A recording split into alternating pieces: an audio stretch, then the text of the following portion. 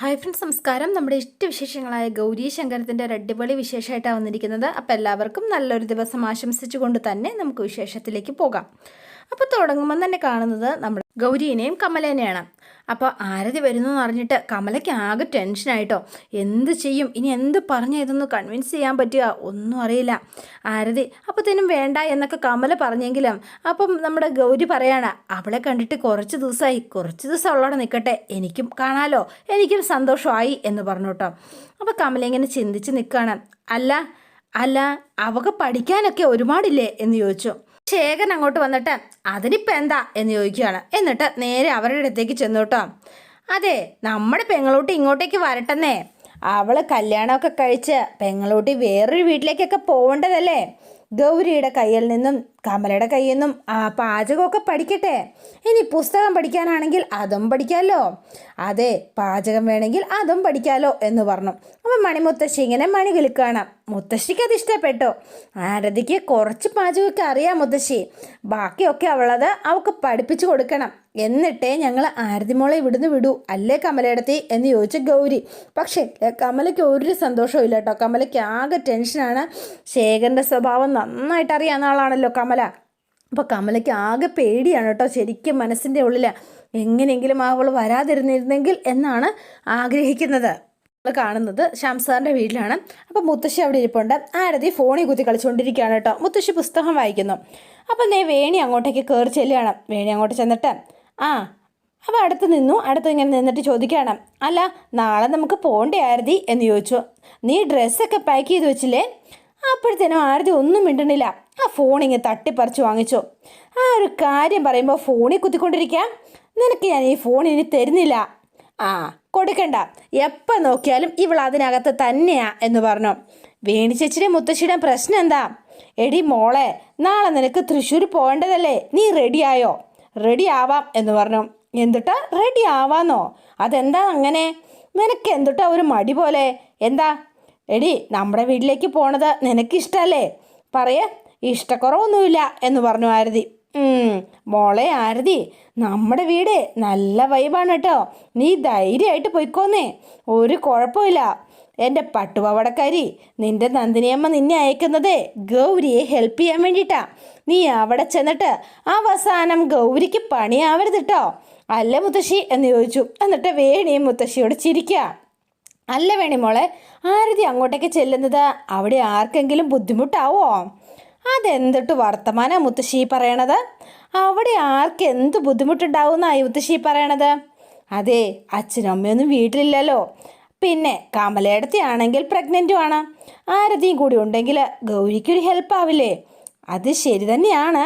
പക്ഷെ അതല്ല മോളെ, മഹാദേവൻ്റെയോ രാധാമണിയുടെയോ അനുവാദമില്ലാതെ ആരതി അങ്ങോട്ടേക്ക് അയച്ചാൽ പോരെ?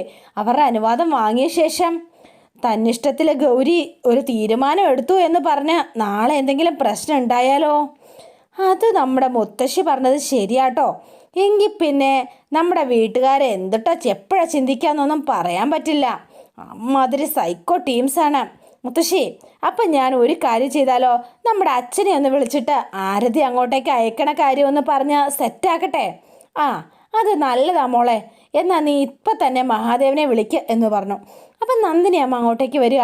എന്താ അമ്മേ, എന്താ നിങ്ങൾ ഈ പറയണത്? മോളെ, ആരതിയെ നമ്മൾ ചാരങ്ങാട്ടേക്ക് അയക്കുന്നുണ്ടല്ലോ. അവിടെ ആരെങ്കിലും അനുവാദം വാങ്ങിയിട്ട് വേണമല്ലോ നമ്മളത് ചെയ്യാനായിട്ട്. നമ്മുടെ ഇഷ്ടത്തിന് നമ്മൾ ഓരോന്ന് ചെയ്തു എന്ന് നാളെ ഗൗരി പഴി കേൾക്കരുതല്ലോ. അമ്മയ്ക്ക് അങ്ങനൊരു ഭയത്തിൻ്റെ ആവശ്യമില്ല അമ്മേ എന്ന് പറഞ്ഞു. ശേഖരൻ സമ്മതിച്ചിട്ടാ ആരതിയെ അങ്ങോട്ടേക്ക് അയക്കുന്നത് എന്ന് പറഞ്ഞു. അപ്പോൾ തന്നെ ആരതിയുടെ മുഖം വാടിയിട്ടോ. ഞാനും ഗൗരി ഫോണിൽ സംസാരിക്കുന്നത് ശേഖരൻ കേട്ടിരുന്നു. ഗൗരിക്ക് സഹായത്തിനായിട്ട് ആരതി അയക്കാനായിട്ട് ശേഖരൻ തന്നെയാണ് പറഞ്ഞത് എന്ന് പറഞ്ഞു. എന്നാൽ പിന്നെ കുഴപ്പമില്ല, അവരെ സമ്മതിച്ചിട്ടാണല്ലോ, അതൊരാശ്വാസമായി. അതെ, നീ നിൻ്റെ ഗൗരി ചേച്ചിയെ കണ്ടിട്ട് കുറേ ദിവസമായില്ലേ. അതുകൊണ്ട് സന്തോഷമായിട്ട് പോയിട്ട് ചേച്ചിയുടെ കൂടെ കുറച്ച് ദിവസം നിന്ന് അടിച്ചു പൊളിച്ചിട്ട് വായോ, സമാധാനമായിട്ട് പോയോ എന്ന് പറഞ്ഞു. പക്ഷേങ്കിൽ ആരതിക്ക് നല്ല ടെൻഷൻ ഉണ്ട് കേട്ടോ. ശേഖരൻ്റെ സ്വഭാവം നന്നായിട്ട് അറിയാവുന്ന ആളാണ് ആരതി. ആരതി നല്ല ടെൻഷൻ അടിച്ചിങ്ങനെ നിൽക്കുകയാണ്. പിന്നെ കാണുന്നത് ചാരങ്ങാട്ട് വീട്ടിലാണ്. അപ്പോൾ അതാണ്ട് നമ്മുടെ ശങ്കർ ഭായ് ആകെ തളർന്നു കുത്തി ഇങ്ങനെ ഇരിപ്പാണ്. പഴയ ഊർജ്ജസോ ഒന്നുമില്ല കേട്ടോ. ആകെ ഒരുമാതിരി ഒരു മന്ദത പോലെ ഇങ്ങനെ ഇരിക്കുകയാണ് ആള്. അപ്പോഴാണ് ഗൗരി കയ്യിൽ കുറച്ച് സൂപ്പൊക്കെ ആയിട്ട് അകത്തേക്ക് കയറി വരുന്നത്. ആൾ ചിരിച്ച് ഭയങ്കര ഹാപ്പി ആയിട്ടാട്ടോ വരുന്നത്. ആഹാ, ഇതുവരെ കുളിച്ചില്ലേ? കുളിച്ചിട്ട് ഒന്ന് ഫ്രഷ് ആകുമായിരുന്നല്ലോ.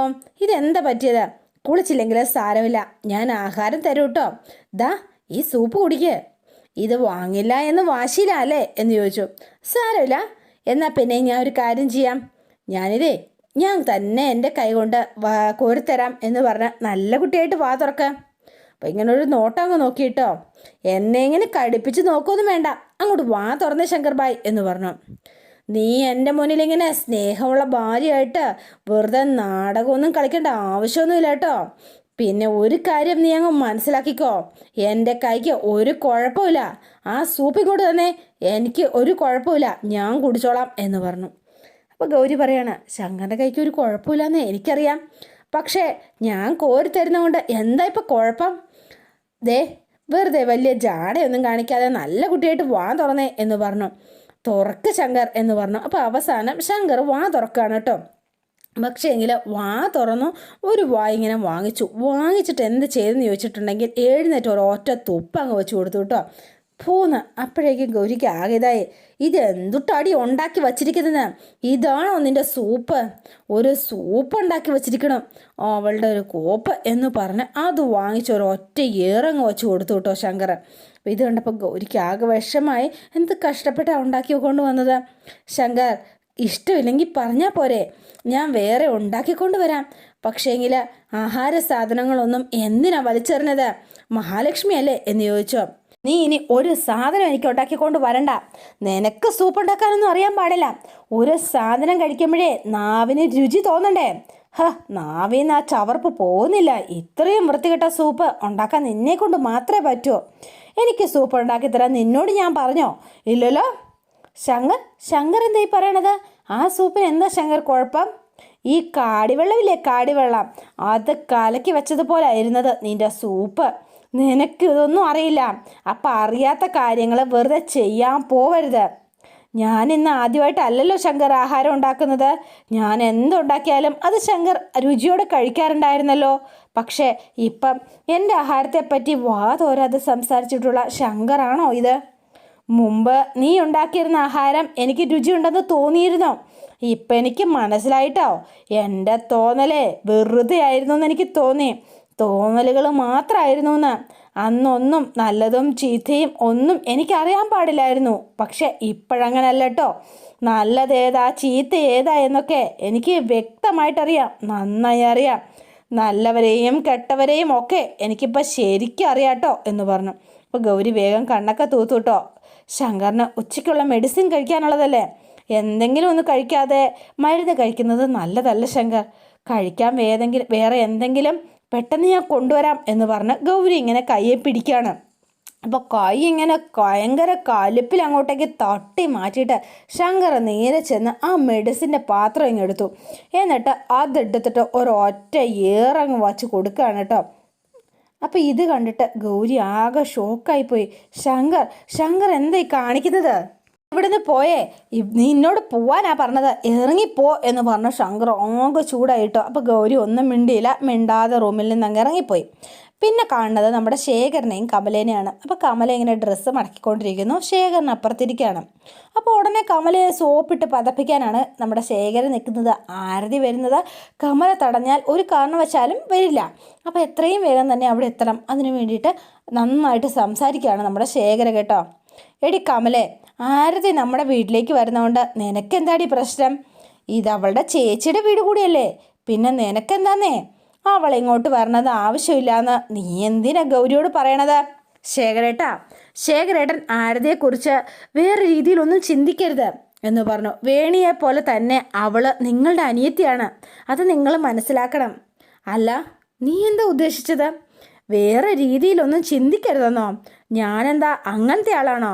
നീ ഒന്ന് തെളിച്ച് പറഞ്ഞേ കമലേ. അല്ല, വേറൊന്നും ഉദ്ദേശിച്ചല്ല ഞാൻ പറഞ്ഞത്. ഞാൻ ഈ വീട്ടിൽ വേറെ പെണ്ണുങ്ങളെ കൊണ്ടുവരുന്നത് നിനക്കിഷ്ടമല്ല എന്ന് നീ പറഞ്ഞു, അത് ഞാൻ സമ്മതിച്ചോ. എൻ്റെ കമലേ, ഒരു കാര്യം നീ മനസ്സിലാക്കുക, ഈ ആരതി ഉണ്ടല്ലോ, അവളെനിക്ക് എൻ്റെ സ്വന്തം പെങ്ങളെപ്പോലെ തന്നെയാണ്, ഒരു സംശയം വേണ്ട. അവൾ ഈ വീട്ടിലേക്ക് വരുന്നതുകൊണ്ട് നിനക്കെന്താടി പ്രശ്നം? പറയേ. അല്ല, നീ എന്തൊട്ടിനാ ധരിച്ചു വച്ചിരിക്കണത്? അതൊന്ന് പറഞ്ഞേ. നീ പറയുന്നത് ഞാൻ എപ്പോഴും അനുസരിക്കണം എന്നുണ്ടോ? ശേഖരേട്ടാ, ഞാൻ അങ്ങനെയൊന്നും അല്ല ഉദ്ദേശിച്ചത്. ഇവിടുത്തെ കാര്യങ്ങൾ നോക്കാൻ ഞാനും ഗൗരിയും മതിയല്ലോ. പിന്നെ ആരതി ചെറിയ കുട്ടിയല്ലേ. ഓ അങ്ങനെ. ഗൗരി ഒറ്റയ്ക്ക് എന്തിനാടി കഷ്ടപ്പെടുത്തുന്നത്? നിനക്കറിയത്തില്ലേ ഈ സമയത്തെ പ്രത്യേകത? നിനക്കറിയാലോ കമലേ. നല്ല റെസ്റ്റ് നല്ലതായിട്ട് വേണ്ട സമയമാണ്. അതുകൊണ്ടേ നീ ഒരു കാര്യം മനസ്സിലാക്കണം. ഈ സമയത്ത് റെസ്റ്റ് എടുക്കുക ചെയ്യേണ്ടത്. അല്ലെങ്കിലുണ്ടല്ലോ നമ്മുടെ കുഞ്ഞിനാ കേട്. അറിയോ നിനക്ക്? നീ ഇവിടെ എല്ലാ പണിക്കും ഓടിച്ചാടി നടന്നാൽ നമ്മുടെ കുഞ്ഞിന് വല്ല സംഭവിക്കില്ലേ? പറ കമലേ. അങ്ങനെ നമ്മുടെ കുഞ്ഞിന് എന്തെങ്കിലും സംഭവിച്ചാലുണ്ടല്ലോ കമലേ, എൻ്റെ വിധം മാറൂട്ടോ. അപ്പം ശേഖരൻ ആളാകെ മാറി. എന്നിട്ട് വേഗം തന്നെ ഇങ്ങനെ കമലയെ കൺവിൻസ് ചെയ്യാനാണ് ശ്രമിക്കുന്നത്. അല്ല, ആരതി വരുമ്പം എനിക്കെന്തെങ്കിലും ദുരുദ്ദേശമുണ്ടോ എന്നല്ലേ നീ കരുതുന്നുണ്ടോ? എങ്കിൽ അത് വെറും തെറ്റിദ്ധാരണ മാത്രമാണ്. നിനക്ക് അങ്ങനെ ഒരു തെറ്റിദ്ധാരണ ഉണ്ട് അല്ലേ കമലേ? അതുകൊണ്ടാണല്ലോ നീ ഇപ്പം ആരതിയുടെ വരവ് വലിയ പ്രശ്നമാക്കുന്നത്. അയ്യോ ശേഖരേട്ടാ, ഞാൻ എന്ന് പറഞ്ഞു. നീ വലിയ ഈച്ച ഡയലോഗൊന്നും അടിക്കണ്ട, ഒന്നും പറയണ്ടെന്നാ പറഞ്ഞത്. എനിക്കെല്ലാം മനസ്സിലാകുന്നുണ്ട് കേട്ടോ കമലേ. പക്ഷേ ഒരു കാര്യം നീ മനസ്സിലാക്കിക്കോ കേട്ടോ. ഒരു ഈച്ച കുഞ്ഞു പോലും അറിയാതെ നമ്മുടെ റൂമിൽ എത്ര പെണ്ണുങ്ങളെ കൊണ്ടുവന്നിട്ടുണ്ട്. ശരിയാണ്, പക്ഷേങ്കിൽ ഒരു കാര്യമുണ്ട്. അത് അങ്ങനത്തെ പെണ്ണുങ്ങളായതുകൊണ്ടാണ്. അല്ലാതെ നീ പറയണത് പോലെ അമ്മയും പെങ്ങളെയും തിരിച്ചറിയാനുള്ള കഴിവ് ഈ ചാരങ്ങാട്ട് മഹാദേവൻ്റെ മകൾ ശേഖരന് ഉണ്ട് കേട്ടോ. അത് നിനക്കിതുവരെ മനസ്സിലായിട്ടില്ല. അതാണ് നിൻ്റെ കുഴപ്പം. അല്ലാതെ എന്താ എന്ന് പറഞ്ഞാൽ ശേഖരൻ ഒരു ചിരിയൊക്കെ ചിരിച്ച് കാട്ടാളിൽ ഇറങ്ങിപ്പോണത് പോലെ ഇറങ്ങിപ്പോവാണ്. അപ്പോൾ അത് ഗൗരി റൂമിൽ നിന്ന് ഇറങ്ങി വരുമ്പോൾ സമയത്താണ് നമ്മുടെ ആരതി അവിടേക്ക് എത്തുന്നത് കേട്ടോ. ആരതി മോളെ, നീ തനിച്ചാണോ വന്നത്? നമ്മുടെ അച്ഛനും അമ്മയും എന്നെ തനിച്ചു വിടുമെന്ന് ചേച്ചിക്ക് തോന്നുന്നുണ്ടോ എന്ന് ചോദിച്ചു. അപ്പോൾ ആരതിയുടെ ശബ്ദം കേട്ടപ്പോഴത്തേനും തന്നെ എന്താ പറയുക, എല്ല് കണ്ട വട്ടിയെ പോലെ വേഗം തന്നെ നമ്മുടെ ശേഖരൻ അങ്ങോട്ടേക്ക് വന്നു. എന്നിട്ട് മേളിൽ നിന്ന് നോക്കുകയാണ്. ആരതിയോടുള്ള ആർത്തി ഇങ്ങനെ മനസ്സിലിങ്ങനെ കെട്ടിക്കിടക്കുന്നയാളാണ് നമ്മുടെ ശേഖരൻ. അപ്പോൾ ഈ സമയത്ത് ആരതി ഇങ്ങനെ സംസാരിക്കുകയാണ്. ഈ സമയത്താണ് നമ്മുടെ വേണിയും ആദർശോടെ അങ്ങോട്ടേക്ക് വരുന്നത്. ആഹാ ആദർശേട്ടാ, വേണി എന്ന് വിളിച്ചു. ഭയങ്കര സന്തോഷമായിട്ടോ. നിങ്ങൾ രണ്ടുപേരും കൂടെ ഉണ്ടായിരുന്നോ എന്ന് ചോദിച്ചു. അയ്യോ പോളി നാശം എന്നുള്ള മട്ടിൽ ശേഖരൻ ഇങ്ങനെ നിൽക്കുകയാണ്. അപ്പോൾ അകത്തേക്ക് കയറി വന്നു, എല്ലാം നശിപ്പിച്ചു. അപ്പോൾ കമലയ്ക്ക് ഭയങ്കര സന്തോഷമായിട്ടോ ഇവരെയൊക്കെ കൂടെ കണ്ടപ്പം. ആദർശേട്ടാ, അവിടെ എല്ലാവർക്കും സുഖമല്ലേ? മുത്തശ്ശി എന്ത് പറയുന്നു? നമ്മുടെ പ്രൊഫസറും ഫാമിലി ഓർത്തിട്ടേ ഏട്ടത്തിക്ക് ഒരു ടെൻഷനും വേണ്ട കേട്ടോ. എല്ലാവരും നല്ല ഹാപ്പി ആയിട്ടിരിക്കുന്നു അല്ലേ ആദർശേട്ടാ? അവിടെ ആർക്കും വേറെ കുഴപ്പമൊന്നുമില്ല, എല്ലാവരും സുഖമായിട്ടിരിക്കണം. അപ്പോൾ കമലയും ഭയങ്കര ഹാപ്പിയായി. ആദർശേട്ടനും വേണിയും ഇന്ന് പോണില്ലല്ലോ, നാളെയല്ലേ ഉള്ളൂ? ഞാനേ കുറച്ച് ദിവസം ഇവിടെ നിൽക്കാമെന്ന് വിചാരിച്ച് തന്നെയാണ് വന്നത് എന്ന് പറഞ്ഞ് ഇങ്ങനെ ആദർശിനെ കണ്ണടച്ച് കാണിക്കാം കേട്ടോ. അപ്പം എന്താ, നീ ഇങ്ങോട്ടേക്ക് വന്നാൽ പിന്നെ അവിടുത്തെ കാര്യങ്ങളൊക്കെ ആരാ നോക്കണം വേണി മോളെ? അവിടുത്തെ കാര്യങ്ങളൊക്കെ നോക്കാൻ നന്ദിനിയമ്മ ഉണ്ടല്ലോ എന്ന് ഉടനെ തന്നെ നമ്മുടെ കമല പറഞ്ഞു. കമലയ്ക്ക് വേണി ഇവിടെ ഉണ്ടെങ്കിൽ ഒരു ആശ്വാസമാണ്. അതുകൊണ്ട് കമല വേണിയെ പിടിച്ച് നിർത്താൻ നോക്കിയിട്ടോ. ശേഖരൻ പറഞ്ഞതിന് നേരെ മറുവാക്ക്, വേണി കുറച്ച് ദിവസം നിൽക്ക്. അയ്യോ അത് ഞാൻ ആലോചിച്ചതാ കമലയെടുത്തി, പക്ഷേ അത് വേണ്ട കേട്ടോ. നന്ദിനിയമ്മ അവിടെ ഒറ്റയ്ക്ക് കഷ്ടപ്പെടണ്ടേ, അതുകൊണ്ട് ഞാൻ നിൽക്കണില്ല എന്ന് പറഞ്ഞു. ആദർശൻ്റെ ഒപ്പം ഞാൻ തിരിച്ചു പോയിക്കോളാട്ടോ എന്ന് പറഞ്ഞു. അപ്പോൾ ഭയങ്കര സന്തോഷമായി ശേഖരന്. പിന്നെ ഇത് നമ്മുടെ ആരതിയുടെ ബാഗാട്ടോ എന്ന് പറഞ്ഞു. തൽക്കാലം എൻ്റെ റൂം ആരതിക്ക് കൊടുത്തു കേട്ടോ. ആരതി, നീ റൂം നോക്കട്ടാ, നിനക്ക് ഇഷ്ടപ്പെട്ടില്ലെങ്കിൽ നിനക്ക് വേറെ റൂം തരാം, നീ നോക്കിയോ എന്ന് പറഞ്ഞു. അപ്പോൾ കമലയുടെ മുഖം ആകെ വല്ലാണ്ടിരിക്കാം. അല്ല കമലയിടത്തേക്ക് ഇത് എന്താ പറ്റിയത്? എനിക്ക് കുഴപ്പമൊന്നുമില്ല എന്ന് പറഞ്ഞു. അതല്ലല്ലോ ഗൗരി, ആരതി മോള് യാത്രയൊക്കെ കഴിഞ്ഞ് വന്നതല്ലേ, നീ അവൾക്ക് കുടിക്കാൻ എന്തെങ്കിലും കൊടുക്ക്. ആരതി വാ മോളെ, വാ ഏട്ടാ എന്ന് പറഞ്ഞാൽ ഇവരെയും കൂട്ടിക്കൊണ്ട് അങ്ങോട്ടേക്ക് പോവാണ്. അപ്പോൾ വേണി കണ്ണ് തള്ളി മിഴിച്ച പോലെ നമ്മുടെ ശേഖരനെ ഇങ്ങനെ നോക്കുകയാണ്. ഇതെന്താ ശേഖരൻ ഇങ്ങനെ പറഞ്ഞതെന്ന്. വേണി, നീ എന്താ സംശയത്തിനോട് നോക്കുന്നത്? ശേഖരേട്ടനെ എന്താ ഇപ്പം പറഞ്ഞത്? ആരതി മോള് യാത്ര കഴിഞ്ഞ് വന്നതല്ലേ, അവക്കെന്തെങ്കിലും കുടിക്കാൻ കൊടുക്കാനോ? എൻ്റെ ഈശ്വര, എൻ്റെ ദൈവമേ, എനിക്കത് വിശ്വസിക്കാനേ പറ്റണില്ല കേട്ടോ. അല്ല നമ്മുടെ ചേട്ടച്ചാർക്ക് വന്നൊരു മാറ്റേ. കൊള്ളാം. കമലയിടത്തി ഗർഭിണിയായപ്പോഴേ നമ്മുടെ ചേട്ടച്ചാറുടെ സ്വഭാവം അടിമുടി അങ്ങ് മാറി എന്ന് പറഞ്ഞു. അപ്പോൾ കമലയോട് ഇങ്ങനെ ഭയങ്കര സ്നേഹം പോലെ കുറച്ച് മനുഷ്യപ്പറ്റൊക്കെ വന്നിട്ടുണ്ട് കേട്ടോ, കൊള്ളാം. ദേ ഇതിൻ്റെ ഫുൾ ക്രെഡിറ്റും ദേ ഈ വയറ്റിലുള്ള ആൾക്കാട്ടോ കമലയിടത്തി എന്ന് പറഞ്ഞു. എന്നിട്ട് വേണി മോളകത്തേക്ക് കയറിപ്പോവാണ്. എന്നിട്ട് ശേഖരനും ഭയങ്കര സന്തോഷത്തിൽ അപ്പുറത്തേക്ക് പോയി. കമലയാണ് ഏറ്റവും പെട്ടിരിക്കുന്നത്. ഇനി ആരതിയും കൂടെ നോക്കണമല്ലോ, അതോർത്ത് വിഷമിച്ച് നിൽക്കുകയാണ്.